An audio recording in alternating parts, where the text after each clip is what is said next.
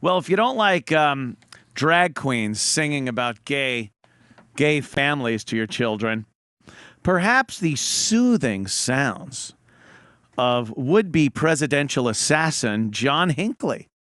Because what's John Hinckley doing now? He's on YouTube, and he's apparently singing acoustic cover songs, love songs. Let's see little John Hinckley, his latest performance. Hello, everybody. This is an original song. Oh, it's an original. Not long ago. He wrote this one. Die, Mr. Reagan. I love Jodie Foster. Hurrah, hurrah. We all are striving to be free. We're in harmony.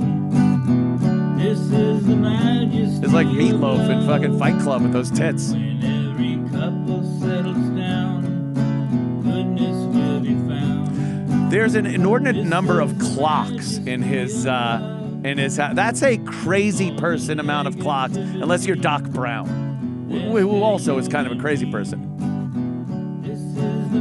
He wrote this one. I love this song, Mommy. Sing it, John. Yes. I was inspired to write this song when I saw Ronald Reagan shot being shoved into his limo. Thank you.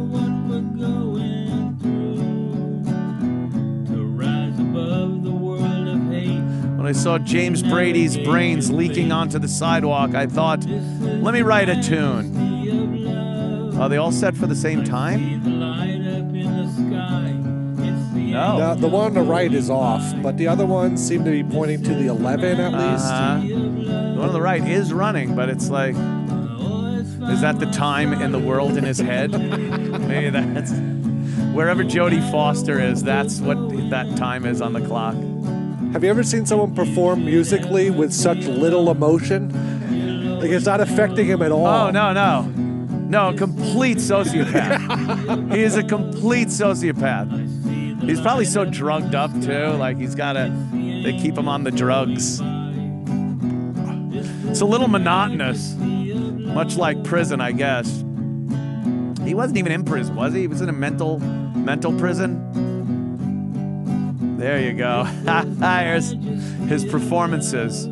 That's his press shot for his album cover. He could be my co-host. He has a mugshot. Why not? 81, 2001, 2011, 2002. Holy shit, 40 fucking... over 40 years ago. God, he doesn't look that bad. Like, you'd think he would look really bad 40-something years after he did that. But he got the great verdict of guilty or not guilty by reason of insanity. So you're not guilty. You're just insane. So they put you away, and then after a certain amount of time, they have to evaluate and see if they could let you out. Because technically, you aren't even convicted of a crime. You're just kind of nuts. And I remember when he first started going out years ago, started going to see his mom. That's where he was going. And people like outraged. Now he's a YouTube star. Who knows? I've heard it, like if you get arrested and try to act insane so you get off on insanity, that your lawyers tell you immediately that's way worse than going to jail. Because you're in this insane asylum with literally insane people, and you can't get out. Whoa. Yeah, so that's what I've heard on YouTube Do videos. insane people fuck you in the ass? Because that would be a big selling point. I'd have to ask my lawyer, all right, I get it, insane people, but do they fuck you in the ass like they will in prison? Because if they don't, I'll take the crazy people any day. I'll take the crazy people. But if crazy people are fucking you in the ass, then okay. I don't know. There's probably got to be that crazy guy that just goes around fucking everyone in the ass. He's fucking nuts. What a killjoy. There he is, John Hinckley, singing songs. I hear he's fighting Floyd Mayweather next. He's a YouTube sensation. Yeah, How about a chorus? How about a chorus, John Hinckley? How about a hook? Something. What a droning nothing of a song that was. Written by a man with zero emotion. That's a song written by a sociopath. Yeah.